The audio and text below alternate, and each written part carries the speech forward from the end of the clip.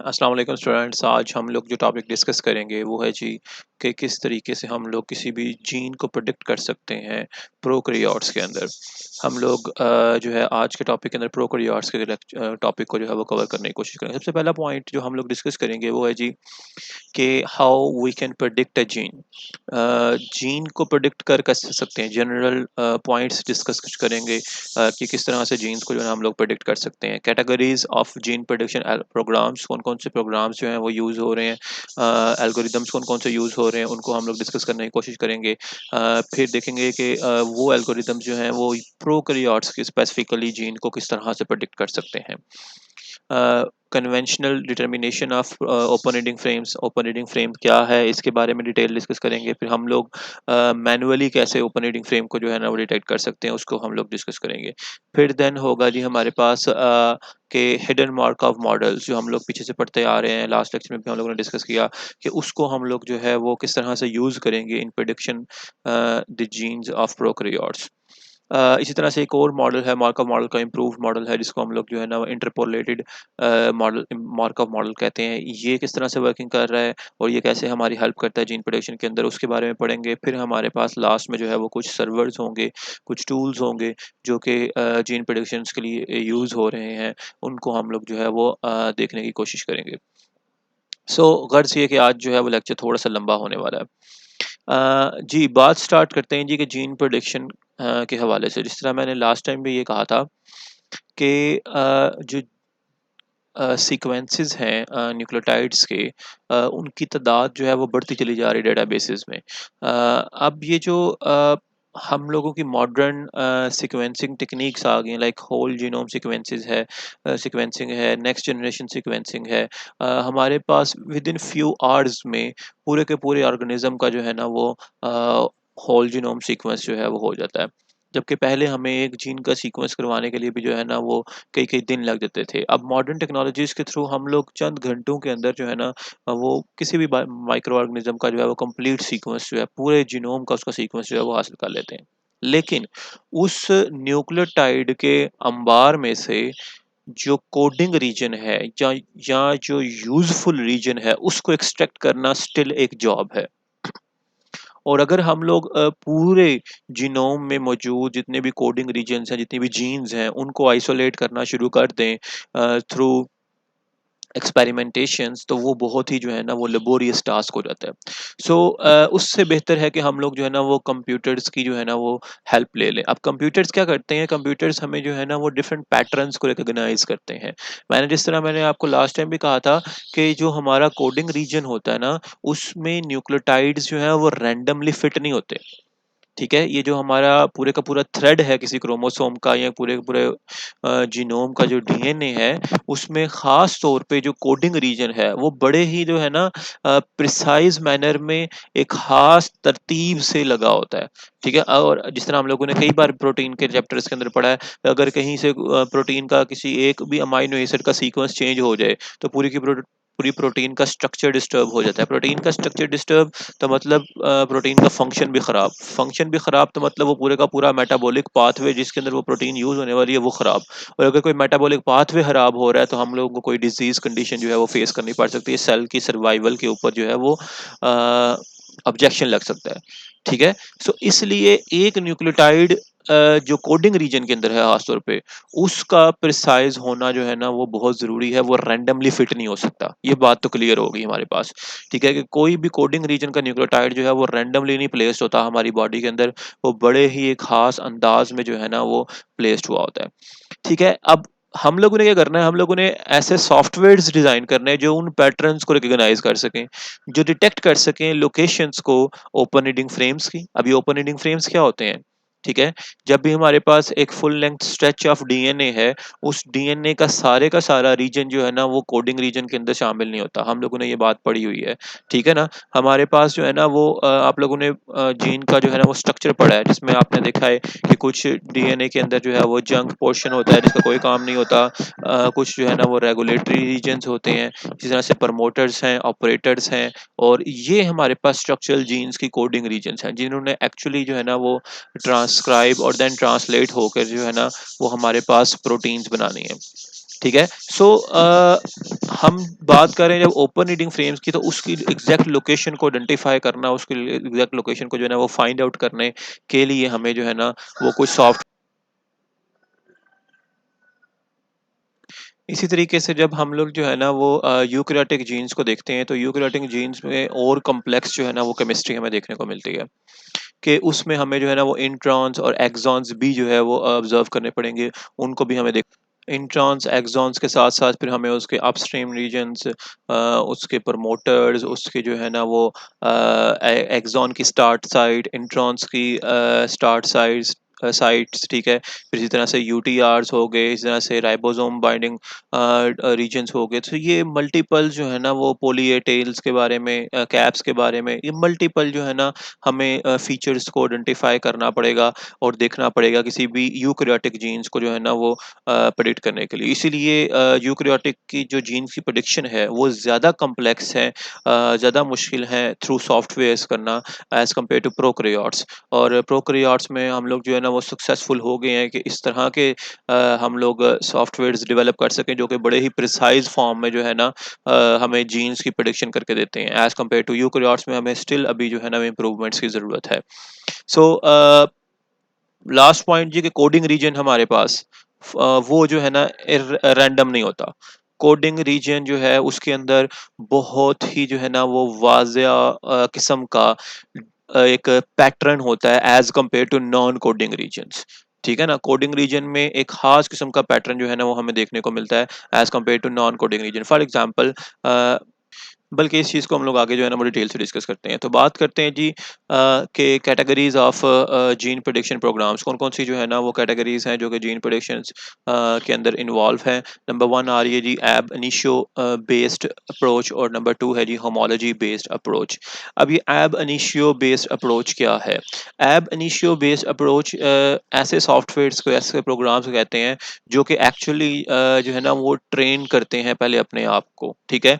और किसी भी डाटा सेट के साथ, पहले वो डाटा सेट के साथ अपने आप की ट्रेनिंग करते हैं और देन उस ट्रेन्ड डाटा सेट से हमारी जो है ना वो क्यूरी प्रोटीन की सीक्वेंसेस, क्यूरी प्रोटीन का जो होती है, या क्यूरी जो हम लोग सीक्वेंस देते हैं उसको उसको जो है ना वो प्रेडिक्ट करके दे देते हैं और इनको एक बार इनकी ट्रेनिंग हो जाए तो फिर देन इनको सिर्फ और सिर्फ क्यूरी प्रोटीन क्यूरी सीक्वेंस चाहिए, और वो क्यूरी सीक्वेंस से ही वो कंप्लीट जो है ना उसकी एस्टिमेशन कर लेंगे।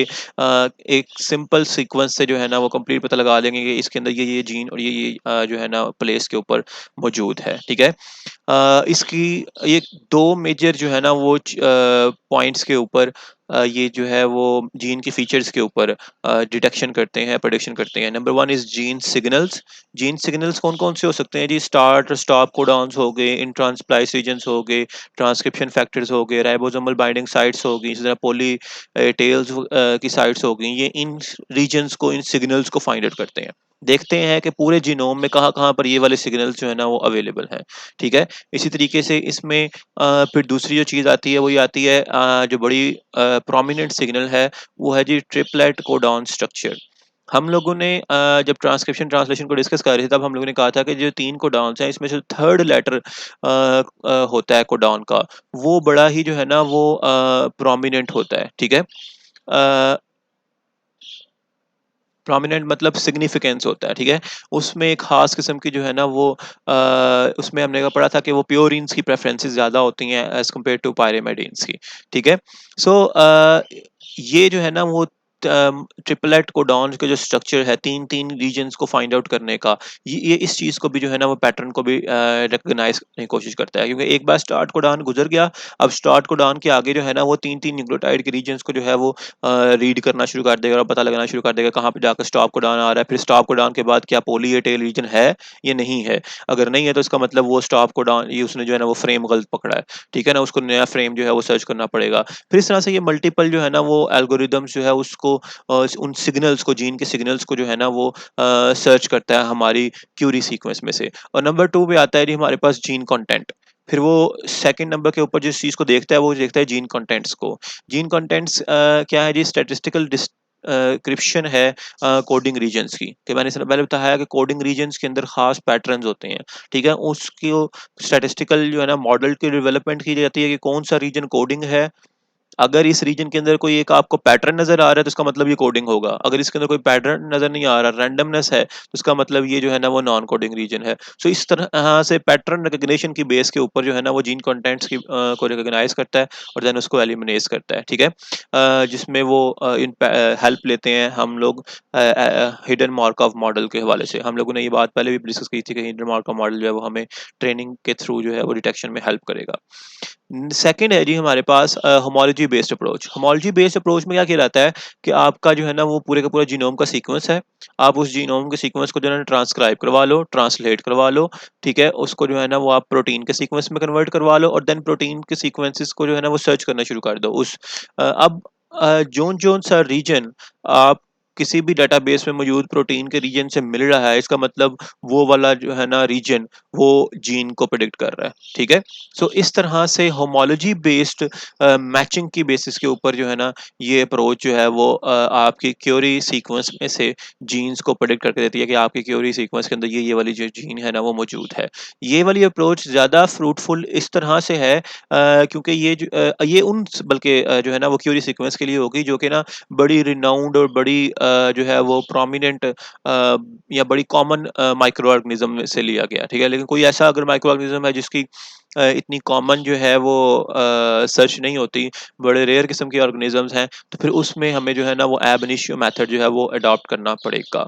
सो गर्ज ये कि ये जो है वो ऑलरेडी प्रेडिक्टेड प्रोटीन के सीक्वेंसेस से कंपेयर करता है हमारे क्यूरी सीक्वेंस को, और ये जो है वो टोटली अपने स्टैटिस्टिकल मॉडल्स की बेस के ऊपर जो है ना हमें जीन के स्ट्रक्चर को फैच करके देता है, ठीक है। तो ये दो मेथड जो है ना वो यूज हो रहे हैं। अच्छा जी, जीनोम की साइज़ की बात करें, प्रोकैरियोट्स तो प्रीटी स्मॉल है जी, 0.5 टू 10 मेगा बेस पेयर है। इसी तरीके से जो इसकी जो जीन डेंसिटी है वो काफ़ी हाई है। जीन डेंसिटी के हाई होने का मतलब ये है कि बहुत ही स्मॉलर रीजन के अंदर काफ़ी ज़्यादा हमें जो है ना वो जीन्स देखने को मिल जाते हैं। जैसे हम लोगों ने पीछे भी एक पिक्चर देखी थी कि एक ही क्योंकि इसमें हमने पढ़ा हुआ है कि ओपेरॉन सिस्टम वर्क करता है कि एक ही रेगुलेटर के अंदर 5-6 जीन्स इकट्ठी है, वो एक साथ ही ट्रांसलेट हो जाती हैं सारी की सारी। सो इस वजह से इसकी जो जीन डेंसिटी है ना, ये जीन्स को आइडेंटिफाई करना जो है ना इसलिए भी इसका आसान है कि इसका एक बार पैटर्न आएगा तो वो पैटर्न कंसिस्टेंट रहेगा 3-4 जीन्स के लिए, ठीक है ना। सो 90% तक इसका जो जीनोम का जो रीजन होता है वो कोडिंग रीजन पे मुश्तमिल होता है, इसके अंदर इंट्रॉन्स तो होते ही नहीं है, ठीक है ना। सो वो काम भी जो है वो रिलैक्स कर देता है हमारी जीन प्रिडिक्शन को। तो इसके अलावा जो है ना नेक्स्ट आता है जी कि स्टार्ट कोडॉन्स। स्टार्ट कोडॉन जो है ना वो मोस्टली हम लोग AUG देखते हैं। अब चूंकि हम लोग डीएनए के अंदर इसकी जो है वो सर्चिंग कर रहे हैं तो ATG आएगा, ठीक है ना। इसके अलावा कुछ ऐसे रेयर स्टार्ट कोडॉन्स भी हैं जो कि प्रोकैरियोट्स के अंदर जो है वो यूज हो रहे हैं, जैसे GTG हो गया, TEG टी हो गया और SCTD हो गया। इस तरह की जो है ना वो कुछ रेयर किस्म के भी हैं जो कि उस सॉफ्टवेयर्स के अंदर फीड किए जाते हैं कि वो सॉफ्टवेयर जो है वो इनको भी सर्च करे ड्यूरिंग जीन प्रेडिक्शन, ठीक है। अब इसके साथ-साथ जो है ना वो सबसे इम्पोर्टेंट जो बात देखी जाती है ना वो देखी जाती है इनके Child-Delgarno सीक्वेंसेस को। Child-Delgarno सीक्वेंस कहते हैं हम लोग राइबोसोम बाइंडिंग साइट्स को, कि ये अगर कोडिंग रीजन है तो इसकी ये स्टार्ट साइट हमें देखने को मिली है। अब ATG GTG या CTG जो है TC, ये जितने भी स्टार्ट कोडॉन्स हैं, ये तो मल्टीपल टाइम्स हो सकते हैं, इवन कोडिंग रीजन के दरमियान में भी हो सकते हैं, मेथियोनिन तो कहीं भी आ सकता है, ठीक है। सो अब हर ATG जो है वो स्टार्ट कोडॉन तो नहीं होगा।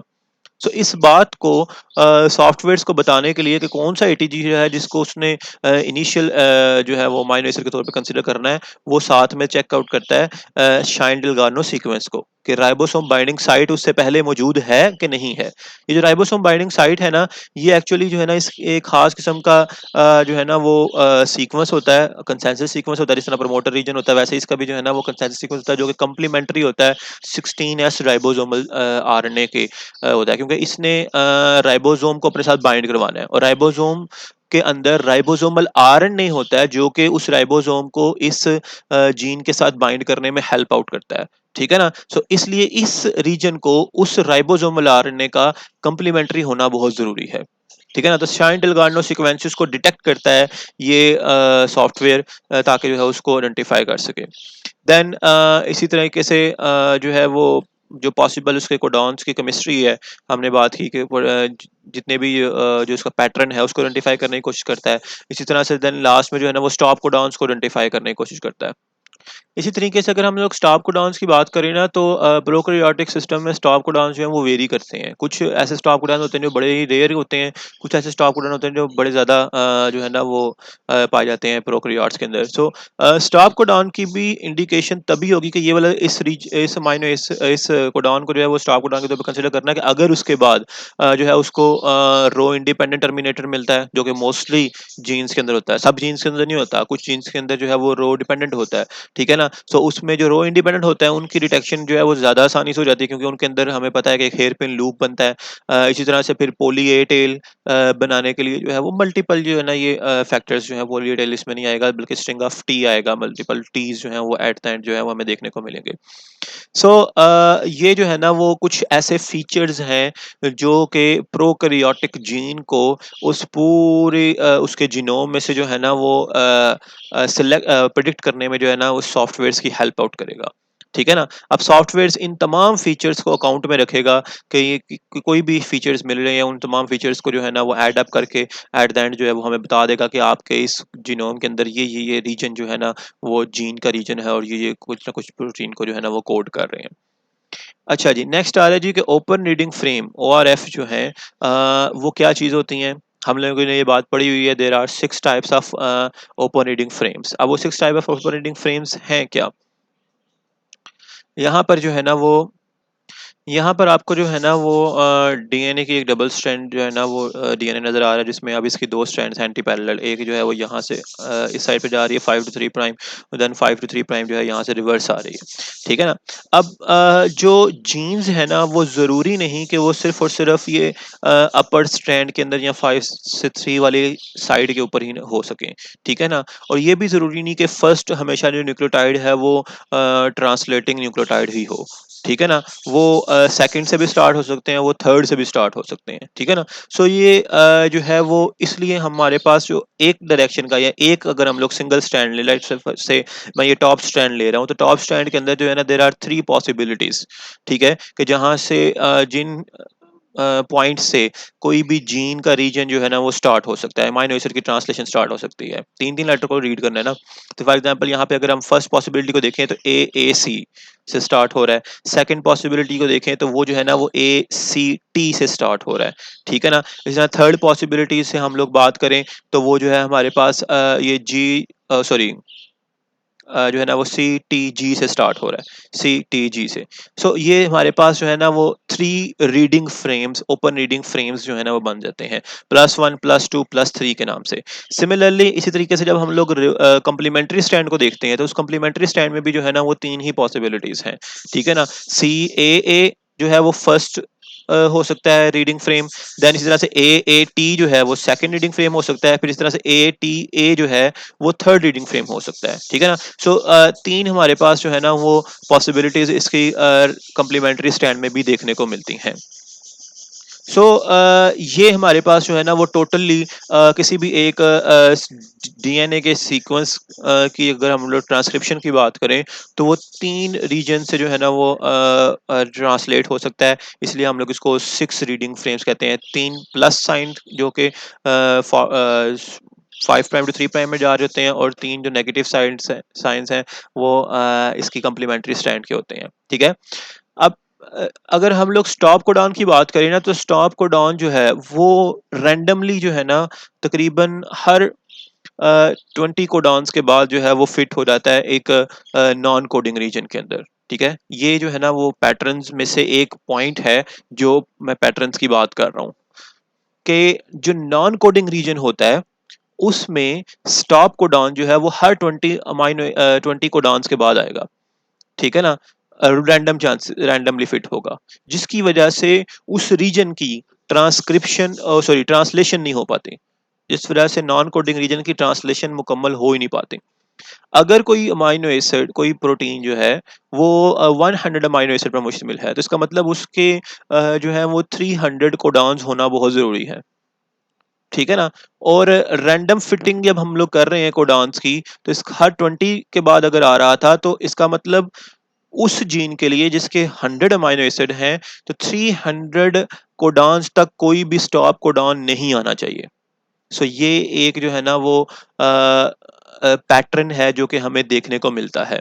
बिल्कुल ऐसे ही ओपन रीडिंग फ्रेम के लिए हम लोग ये कहते हैं कि मिनिमम एटलीस्ट जो है ना वो 3 कोडान से अबव 30 कोडान से अबव जो है ना उसके बाद स्टॉप कोडान आना चाहिए, ठीक है, जो कि रैंडमली प्लेस नहीं हुआ। और मोस्ट जो सॉफ्टवेयर इसको यूज करते हैं ना वो 50 टू 60 कोडान्स का जो है वो थ्रेशोल्ड यूज करते हैं कि जब वो डिटेक्शन कर रहे होते हैं किसी भी सीक्वेंस में से ओपन रीडिंग फ्रेम को, तो वो कोशिश करते हैं कि वो ऐसे रीजन्स को पिक करें जिन रीजन्स में एटलीस्ट 50 टू 60 कोडाउन्स के बाद जाकर जो है ना वो स्टॉप कोडाउन आ रहा है, ठीक है ना। सो इस तरीके से ओपन रीडिंग फ्रेम्स को जो है ना वो डिटेक्ट किया जाता है। फिर इन स्टॉप कोडाउन्स को जो है ना वो बेस प्रोवाइड करने के लिए हम लोग साथ में जो है ना वो स्टार्ट कोडाउन के शाइनल गार्डनर सीक्वेंसेस की प्रेजेंस को भी इंश्योर करते हैं कि शाइनल गार्डनर सीक्वेंस उसके साथ प्रेजेंट है कि नहीं है। ये उसकी जो है ना प्रेडिक्शन में एडिशन कर देता है और हेल्प कर देता है मजीद उसकी जो है ना वो प्रेडिक्शन करने में। इसी तरह से फिर एक और अप्रोच कि हम लोग जो है ना उस तरह रीजन्स को ट्रांसलेट करके देख लेते हैं डेटाबेसेस में कि क्या इस रीजन से या इस ट्रांसलेटेड न्यूक्लियोटाइड से कौन सा फ्रेम है, इन 6 में से कौन सा ऐसा फ्रेम है जो कि किसी पॉसिबल प्रोटीन के अमाइनो एसिड से मिलता है, ठीक है। फिर जो सा फ्रेम के पॉसिबल अमाइनो एसिड मिल रहे होते हैं वो फिर हमें जो है ना हमारे लिए उस रीजन का पॉसिबल प्रेडिक्टेड जीन का रीजन होता है, ठीक है ना। So non randomness of nucleotide distribution को जो है ना वो एलिमिनेट करवाया जाता है, देखा जाता है सॉरी कि भाई कहाँ पर पूरे जीनोम में कहाँ कहाँ पर जो है ना वो नॉन रैंडमनेस पाई जा रही है कि एक अमाइनो एस एक कोडॉन जो है ना वो दूसरे कोडॉन के साथ लिंक कर रहा है। बेटा जब हम लोग ये इतनी बार डिस्कस करते हैं कि प्रोटीन का जो प्राइमरी सीक्वेंस है वो बहुत ज़रूरी है और उस प्रोटीन के प्राइमरी सीक्वेंस की अगर इतनी इंपॉर्टेंस है तो इसका मतलब एक अमाइनो एसिड जो है वो दूसरे अमाइनो एसिड के साथ जो है वो कुछ ना कुछ तो जो है वो पैटर्न रख रहा होगा कि एक अमाइनो एसिड के बाद जो है वो दूसरा कौन से वाला अमाइनो एसिड आना चाहिए, ठीक है ना। कि 7-8 जिस तरह हम लोग अल्फा हेलिक्स के बारे में कहते हैं कि वो एक 7 अमाइनो एसिड का एक स्ट्रिंग है। इसका मतलब उन 7 अमाइनो एसिड को कोड करने वाले न्यूक्लियोटाइड के अंदर भी तो एक खास सीक्वेंस होगा ना, एक सिमिलैरिटीज होगी। सो हमें एक नॉन रैंडमनेस और जो एक जो है ना पैटर्न हमें देखने को मिलता है उन कोडॉन्स के अंदर, ठीक है। जिसमें से मैंने पहले भी बात बताई कि जो थर्ड पोजीशन है कोडॉन्स की वो बड़ी जो है ना वो सिग्निफिकेंस रखती है, ठीक है। उसके अंदर प्रेफरेंस दी जाती है जी और सी को ओवर द ए और यू, ए और टी, ठीक है ना। कि जी और सी की प्रेजेंस जो है वो ज़्यादा होती है यहाँ पर। इसी तरह से ना एक ये चार्ट है जिसमें आप लोग देख सकते हो कि किसी भी एक कोडॉन की जो है ना वो यूज़ कितना हो रहा है। फॉर एग्जांपल यहाँ पे कुछ कोडॉन है जिनका यूज़ जो है वो बहुत ज़्यादा हो रहा है जीनोम के अंदर। जैसे ये जीसीजी है 3% तक यूज हो रहा है उस पूरे जीनोम के अंदर, ठीक है। इस तरह से सीटीजी है ये 5% तक यूज हो रहा है, ठीक है ना, कोड करने के लिए। सिमिलरली इसी तरह से कुछ कोडान्स हैं जो कि बहुत कम यूज हो रहे हैं। फॉर एग्जांपल मैं अगर इसी की बात करता हूँ कि एलानिन को कोड करने के लिए ना यही 4 हैं कोडान्स, ठीक है। अब इन चारों में से ज्यादातर जो यूज हो रहा है वो ये यूज हो रहा है और कम जो यूज हो रहा है वो CTC use GTC GCT use हो रहा है। इसी तरह से सिमिलरली जो है ना वो स्टॉप कोडॉन्स के अंदर भी है कि टीजी एक स्टॉप कोडॉन है जो कि 0.09% सिर्फ यूज हो रहा है पूरे जीनोम के अंदर, जबकि इसी तरह से दूसरा एक स्टॉप कोडॉन है टीएए जो कि 0.2% तक यूज हो रहा है। सो ये जो डिस्ट्रीब्यूशन है ना हमारे पास जीनोम के अंदर, बैक्टीरियल जीनोम के अंदर डिफरेंट कोडॉन्स के यूसेज की, ये हमें जो है ना उन पैटर्न्स के बारे में बताता है कि जो कोडिंग रीजन्स हैं उनमें एक खास पैटर्न पाया जाता है न्यूक्लियोटाइड्स का, ठीक है। होप्स हो कि आप लोगों को जो है ना वो कुछ आइडिया हो गया होगा कि कोडिंग रीजन जो है वो रैंडमली नहीं होता। हमारे पूरे के पूरे जीनोम के अंदर जो न्यूक्लियोटाइड्स हैं वो सारे बस ऐसे रैंडमली फिट नहीं हुए हुए, बल्कि उनके अंदर खास एक पैटर्न है और वो एक खास इंफॉर्मेशन है जो अल्लाह ताला ने हमें दी हुई है, ठीक है ना। और उस खास इंफॉर्मेशन को जो है वो एक्सप्लोर करने की अभी स्टिल ज़रूरत है। सो नेक्स्ट बात करते हैं जी कि gene prediction using the hidden Markov model. एक लाइन है यहाँ पर जिसको हम लोग जो है ना वो रीड आउट करेंगे कि इसमें लाइन में जो है ना वो कुछ पॉइंट्स हैं जो कि डिस्कस करने वाले हैं।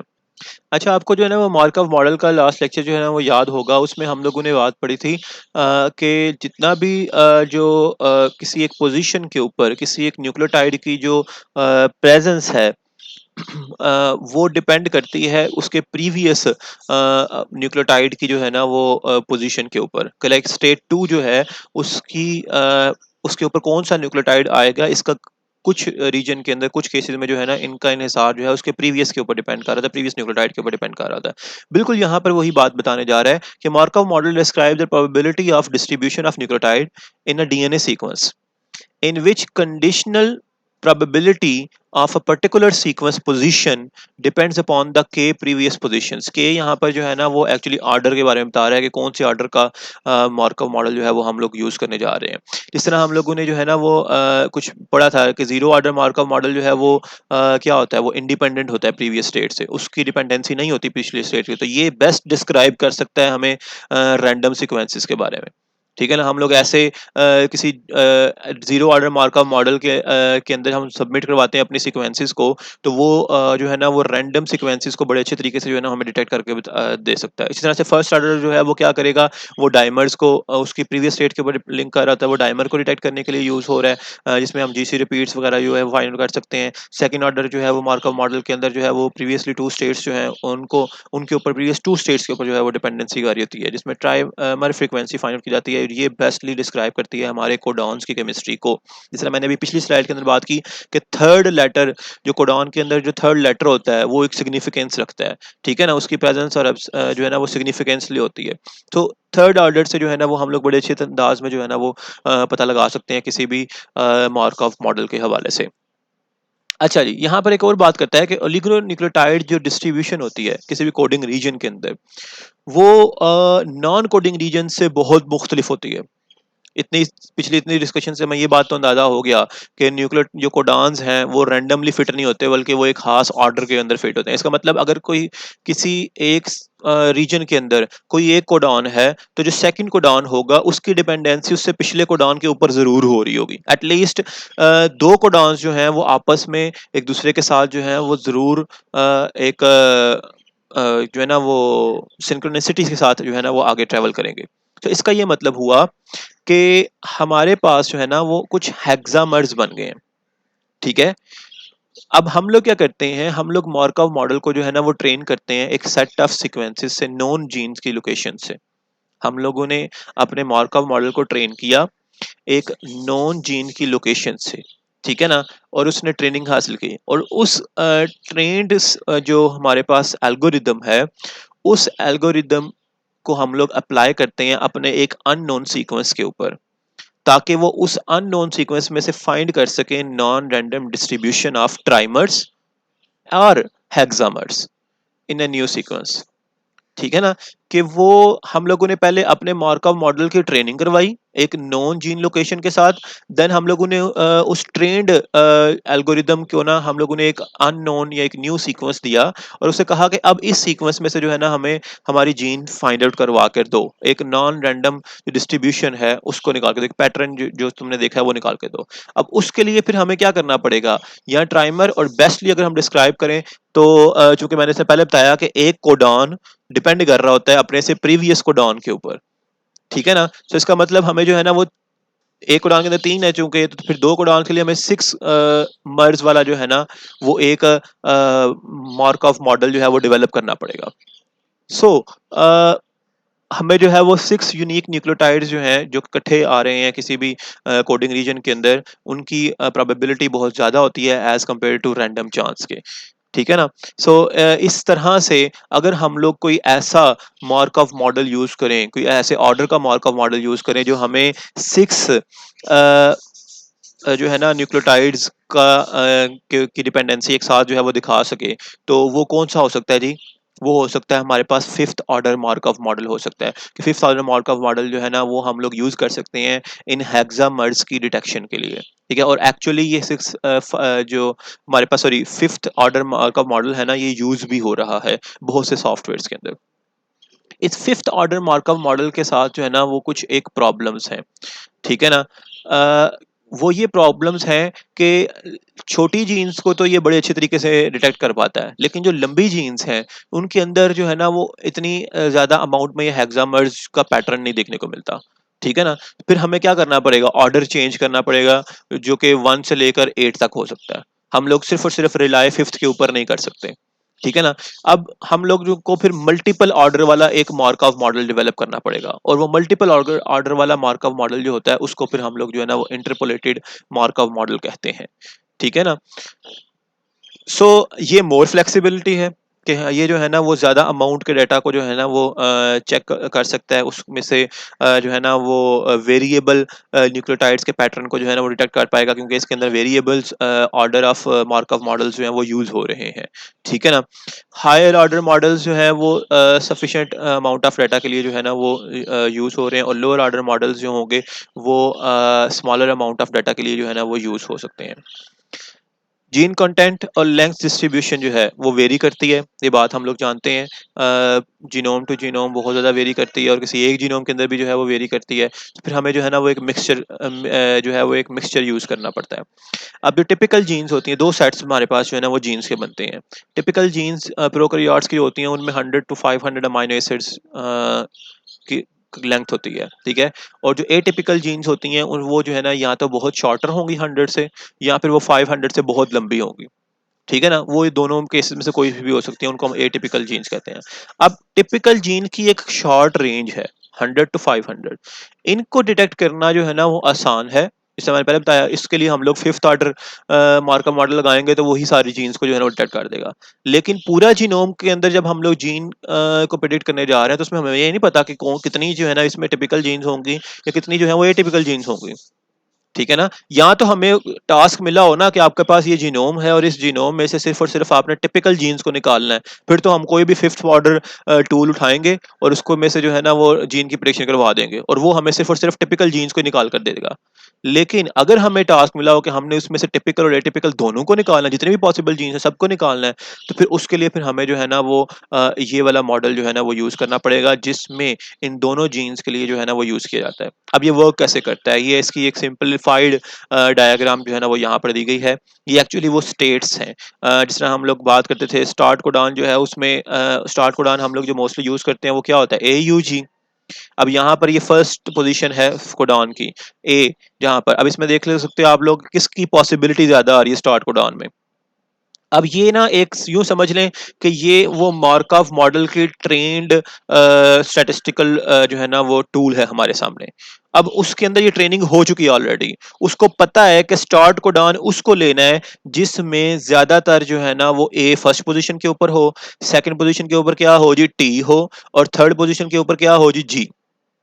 यानी कि उसने कहा है उसके पास ये इस डेटा से उसको ये पता लग चुका है ऑलरेडी। आप वैल्यूज को देख सकते हैं कि उसको इस डेटा से ऑलरेडी पता लग चुका है कि हमने फर्स्ट को डाउन उसको देखना है या उसको प्रेडिक्ट करना है जिसके अंदर ATG वाला जो है ना वो पैटर्न पाया जाता हो। इसी तरह से स्टॉप को डाउन के आपको यहाँ पे देख सकते हैं कौन से स्टॉप को डाउन का यहाँ पर जो है पैटर्न हमें देखने को मिल रहा है, TA, और दूसरा कौन सा जी, TAG, ठीक है।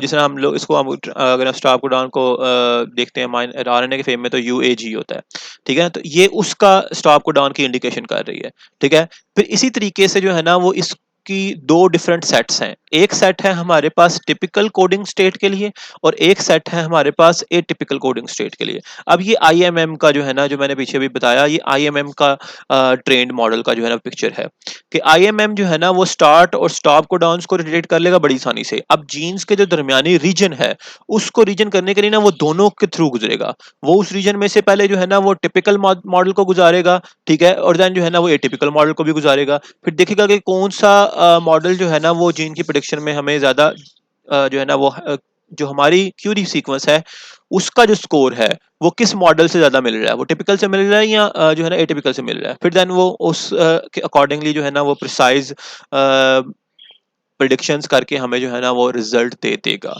सो होप सो कि यहाँ तक जो है ना वो आप लोगों को इस हिडन मार्कअप मॉडल्स की जीन की प्रिडिक्शंस के बारे में जो है ना वो अंडरस्टैंडिंग हो गई होगी। नेक्स्ट है जी हमारे पास कुछ टूल्स जो कि डिफरेंट टूल्स हैं जो कि जीन प्रिडिक्शंस के लिए यूज हो रहे हैं। ये डिफरेंट टूल्स जो हैं वो किस किस ऑर्डर से बिलोंग करते हैं उनको हम देखते हैं। सबसे पहले जी जीन मार्क, ये फिफ्थ ऑर्डर HMM से बिलोंग करता है। इसके अंदर जो है ना वो एक किसी भी एक कंप्लीट माइक्रो ऑर्गेनिज्म के एक मुख्तलिफ कुछ जो है ना वो सेट्स ऑफ जीनोम्स थे, जिन जीनोम्स के अगेंस्ट इसको जो है वो ट्रेन ऑलरेडी करवा दिया हुआ जीन मार्क से, ठीक है।